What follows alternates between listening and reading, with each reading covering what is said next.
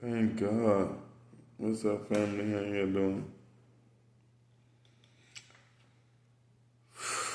After 2.5 years, basically, of going against the shelter system, they trying to take what's mine away from me. I basically came back and got it. I mean, this still don't feel like I have no feelings. Like, I've been going through it. I finally got my own apartment. And the thing God did, God gave it to me on the very last day of last year, December 31st. Is when I got my keys and signed my lease. 2.5 years. They put me in a crazy house about 5 times. Put me in nursing homes, 3 of them. Been in 4 shelters. They tried it all. And only through God I got through. Only through God I got through. He said I don't have no feeling towards it. God just told me to get on the video tonight. It's the new year, start the new year off right.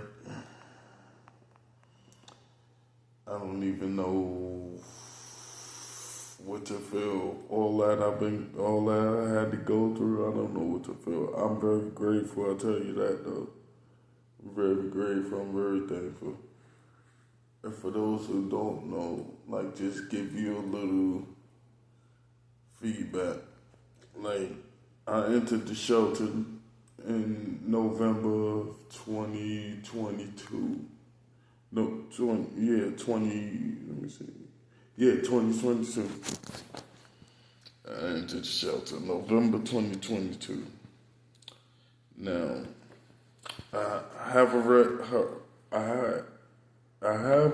a hereditary disease to where I can't walk, so I'm wheelchair bound. I'm a vegan. Also, the things they tried to put me through for the past 2 years, they didn't want me to end up with this apartment. They wanted me to be in a nursing home. Assisted living. They wanted me to be in assisted living. And they tried everything to basically make me give in to it. I was in three shelters when I first started out. The first shelter, they couldn't accommodate me there, so I had to leave. I went to another one. Then I was there for 3 months, and this is basically where everything just started. Like, they started doing shady stuff on my paperwork. And when I found out, instead of them being ready to answer questions, they got me out of there. That was, like I said, beginning of my journey. I didn't know what was going on. I didn't know what I know now. But yeah, they transferred me to another shelter. This shelter was far out from where I was supposed to be placed, real far. And I was there for another 3 months. When I was in that one, they was playing with the food. Like, I couldn't bring my stuff in, my fruits, my veggies, my herbs, but I had to eat the stuff that they were serving, and that was disgusting, horrible. So I went through it with them, and then that's from there I went to the crazy house, and then from the crazy house to the nursing home. The first nursing home I left on my own. And then when I went to the intake, they put me back in another nursing home. And I've been in that nursing home for about 6 months. Now, I met some great people along the way, but the staff at all these places was like, staff was very, I'm just going to say this, disrespectful in all of the places. Read the third shift. From there, from when I left the first nursing home, they put me in another nursing home. I was there for 6 months. And then they transferred me to another nursing home. But between that, between those, the last two, basically, like I was going through, they just put me in the crazy house because now it's getting to a point where now I'm starting to figure certain things out. And in order, they shut me up and not answer questions. Now this is when they really trying everything. They put me in this crazy house, taking my room from me, taking my TV from me, all types of stuff they was doing while I was in the nursing homes. January, I came back up to the shelter level. And then I had to go through an assessment so to make sure that I'm able to take care of myself in the shelter because I guess they put me through so much stuff last year that they was thinking I wasn't going to be able to get it through. I passed the assessment. Even with that assessment, they starved me out. All types of stuff they was trying just to get me to give my spot up. I got through that. Then they put me back in the shelter. And that was from that shelter. That's how I got this apartment.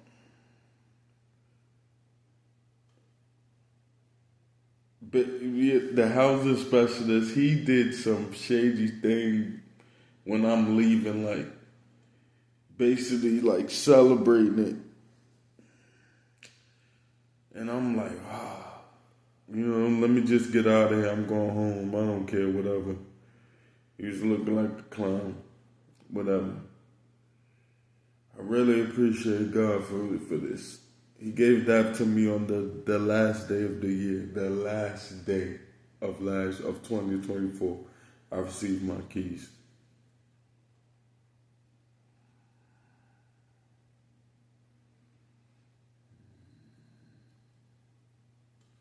It's a beautiful apartment.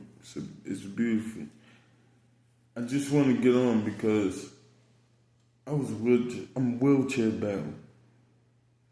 They tried to do this. They tried everything. Play with my food, mess my stomach up, all types of stuff they was doing, man. To try to get me to basically give it up and not get the apartment. I'm basically on here to say, like, when you have God, when you give it to God, put it in His hand. You gotta walk the steps, though, but put it in His hand. It's not gonna be easy. Trust me, it's not. Nobody said nothing's easy. Nothing's easy. So don't look at this like this is a crazy burden, and nothing's easy.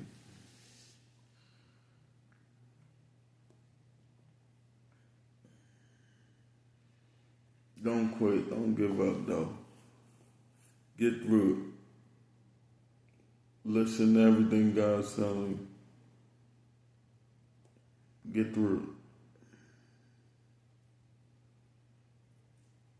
What's on the other side of that?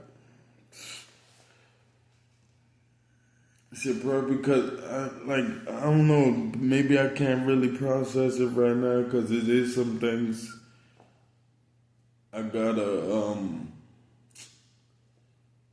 they said, like, there's some habits that, like, they was coming in, alright, I'll give you a perfect example. They was coming in my room all times of the night, talk about, checking, wellness check, that's what they called it. But they was coming in my room all types of night, disturbing my sleep, waking me up. So, I'm in my apartment now, but I still Like where I sleep and how I sleep, I still watch the door. I watch the doorknob, and that's a habit that I need to get rid of because this is my home. This is my home. This is where I'm living at. Like nobody's doing that. I have my key. I have the lock on my door. Like that's one thing I gotta knock that habit out. Because I caught myself doing that. Like and that's how my sleep pattern was crazy messed up for that because sometimes they don't even knock. They just come in. Like the last time they did it, I don't know why he was waking me up. Woke me up. Yo, you okay? Bro, I am sleep. What is going on? Like these are the things that they was doing to me in there. Like coming to my room, breaking up stuff in my room. Like now I gotta watch them a certain way. I gotta be a certain way. I can't leave my room at certain times. Like it got to a point when I started sleeping out there in the lounge because it's like, you're not gonna disturb my sleep because I'm sitting right there. I'm asleep right there. So what do yeah, I'm okay. You see that I'm okay. Like there's a lot of things I have to do. Like I said, with the food issue, they want he put so much crazy stuff in my smoothie,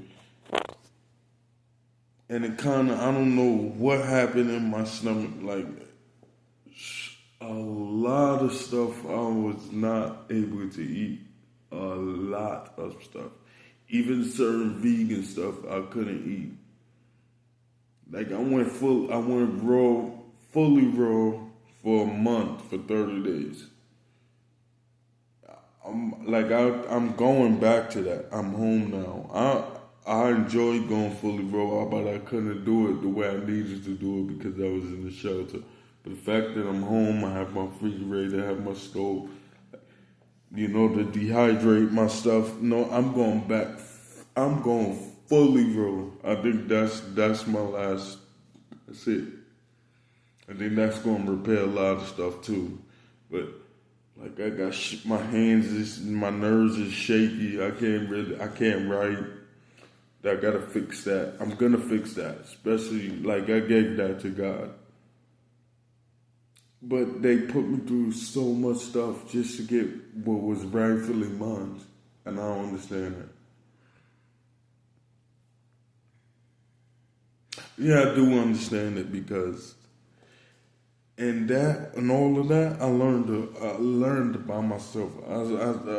I got to experience how much power I have. Like there's nobody suggesting anything or anything. Like this is me. Like I got through this. It was times where I messed up and I can't blame nobody but myself. And when I got through, I congratulate myself. But with that part, I can't say I can't say I got through by myself because I have somebody that's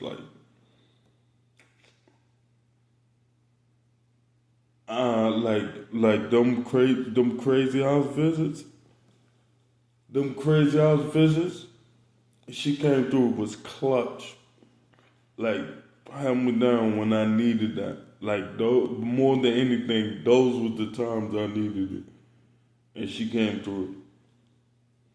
So I'm not gonna say I got through it myself by myself. God really sent me somebody to help me get through that.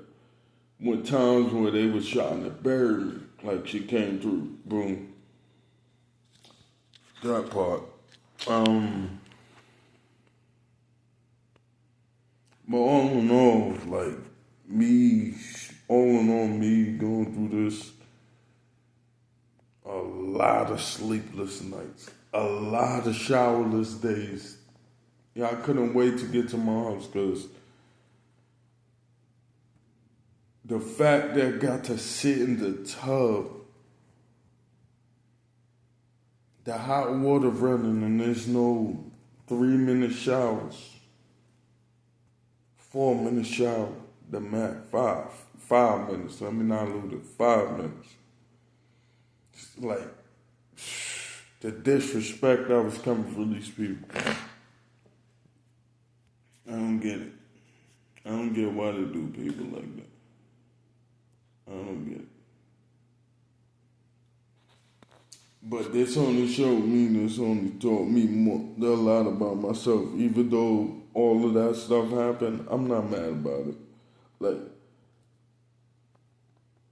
these people, I kind of appreciate that. These people taught me about myself. Like, just to show me things that I didn't even know I could accomplish, things that I didn't even know about myself.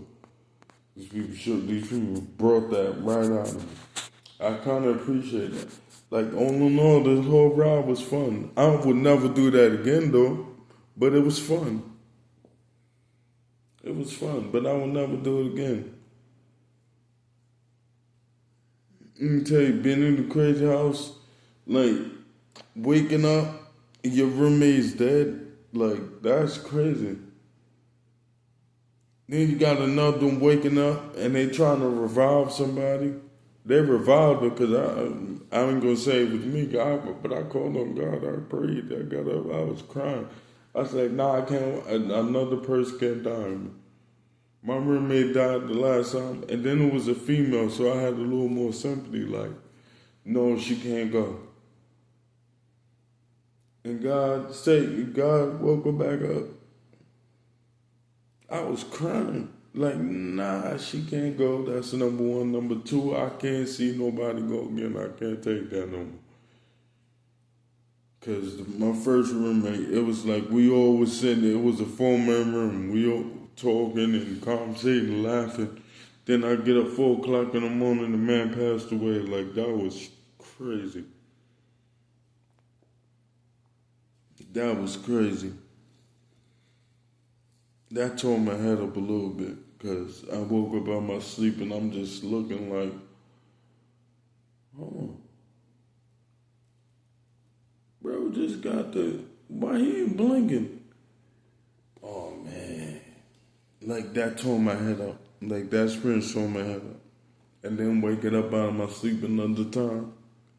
And they trying to revive the lady. Like, man, it was really frantic. And the machine wasn't really moving for a minute, and I'm crying, and I'm praying, and then the machine started beeping again, and I'm like, oh, yes. Thank God. Thank you. Thank you. Thank you. Oh, I'm out of here.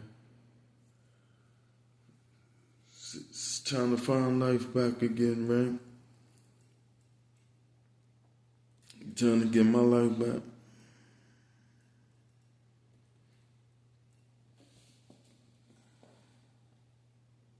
It's time to really keep moving forward.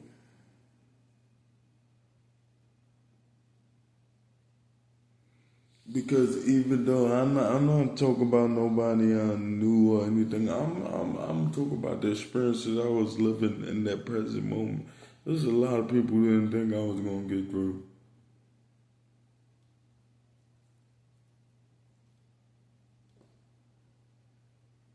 There was a lot of people on this path who didn't think I was going to get through it. There was a lot of things that was happening. Like, they was doing stuff because they didn't really believe. And that's not, like, what is me, why am I your concern for? But that's what's going on in there. Like, before I left, it was so, in this last shelter, like, I was the youngest there. I'm 38. Like, you got the youngest person that's older than me there, he's 48. So I was the youngest that you got these men treat me like the little brother. Like we all gone, like all of us, we got crazy, got a new washing machine, got a new ice machine, got a new TV. So I'm thinking like, man, we going at them. I'm about to get their food. I'm about to at least let them eat good. That's my gift to them. And I almost had them. I almost had them. These new guys coming for them. 4 new guys. Oh, yeah, he can't do that. Let me tell you, I went, it was like a crazy protest. Like I almost had them. They called police on me. It was like maybe 7 officers. I didn't go. Then they called the EMS. Didn't go. Like they was getting frustrated. I almost had them. Cop took me outside. This is the first time. This is how I knew that this journey was kind of done. Like God was done with it. Took me outside, and he told me, like, yo, I could have took you in, but I see what's going on. If I have to come back here, I'm taking you. Boom. From there, I was like, oh, it's over. God is done with this journey. This season is over. That was my confirmation right there. Because it was a lot of times I was getting the police called on me.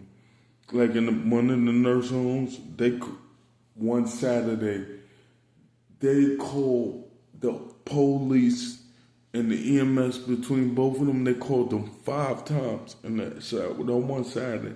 And then nothing happened. Like I have that on video.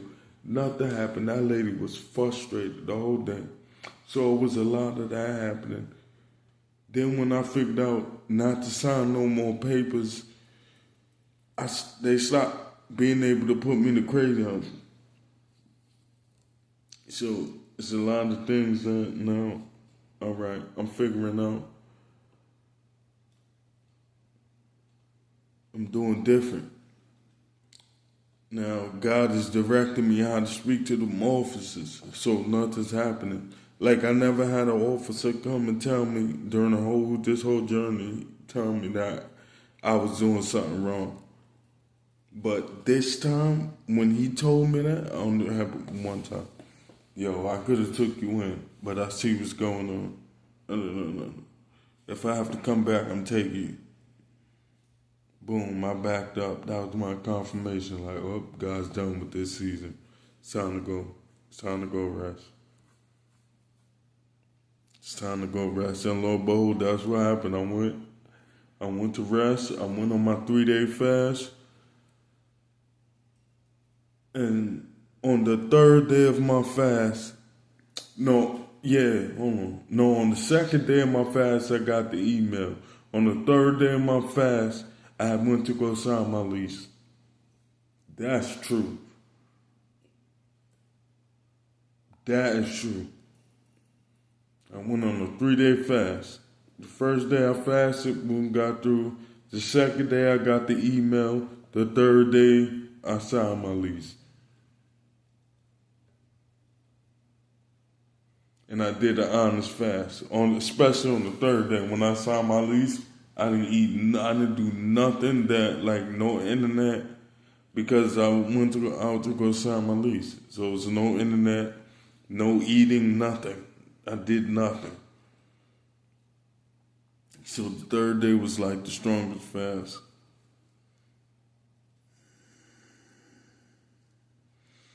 Figure out now if I'm gonna go get my hair done or I'm just gonna leave it, let it grow.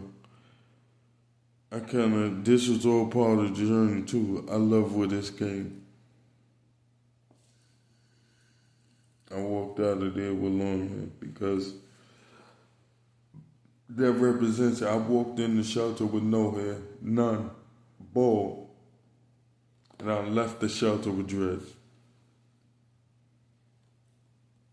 Left the shelter with dreads. I'm just trying to figure out if I'm going to go get them touched up or just leave it alone.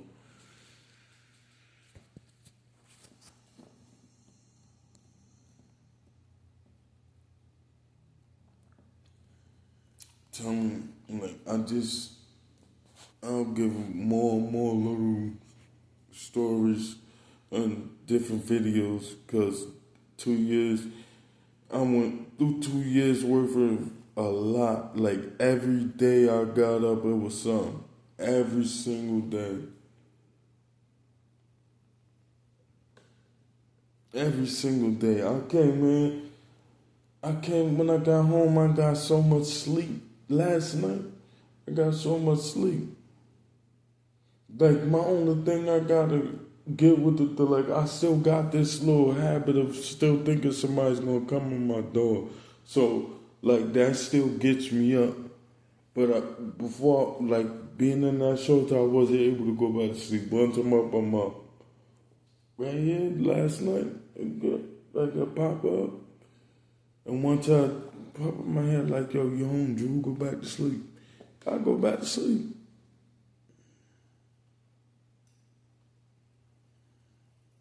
Took me a nap early. Like I said, it's embedded in my head. Like, I see it. I see how it is, because I always be like, man, what is that when people come home from jail when they stuck with, and I see it now, because that's real. And it's a lot of stuff, but that's the one that I really have a, like, whoa. Because I'm looking all under my door for shadows and stuff. That part is crazy. I'm working on that. I'm gonna get that. I'm gonna fix that. Well, God's gonna fix that. God's gonna fix that. Cause ain't nothing I'm doing. I'm just following the instructions. I'm just following the orders. He's lighting the way, and I am walking. I'm right behind him. That's all that's going on. But I don't know. I had fun.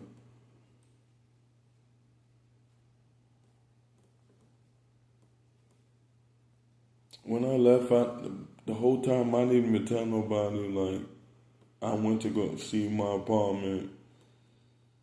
Oh, I took this apartment.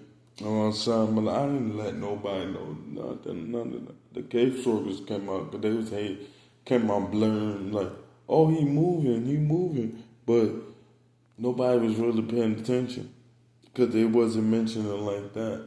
Like, they mentioned it, but not enough for somebody to ask questions. So I just smoothed them on.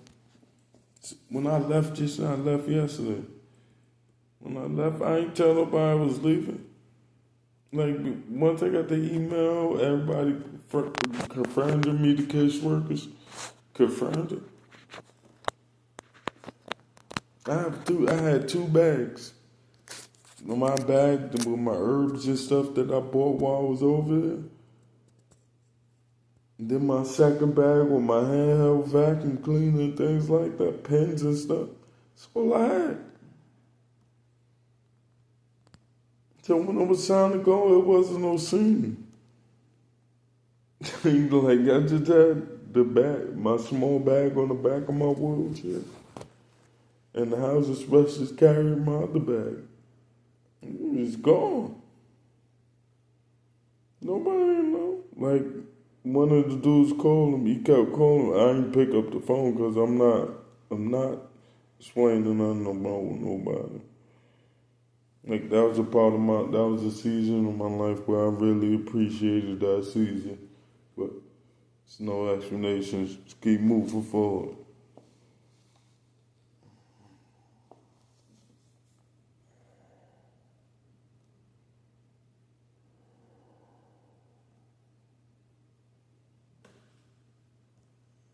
Let me tell you something. What the people doing in the government is foul.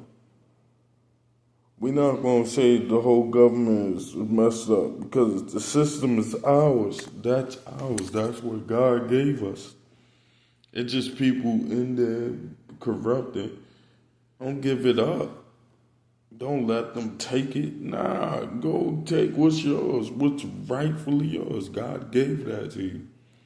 God gave you the government. Remember, there was a sin and all that. All that stuff that was back then.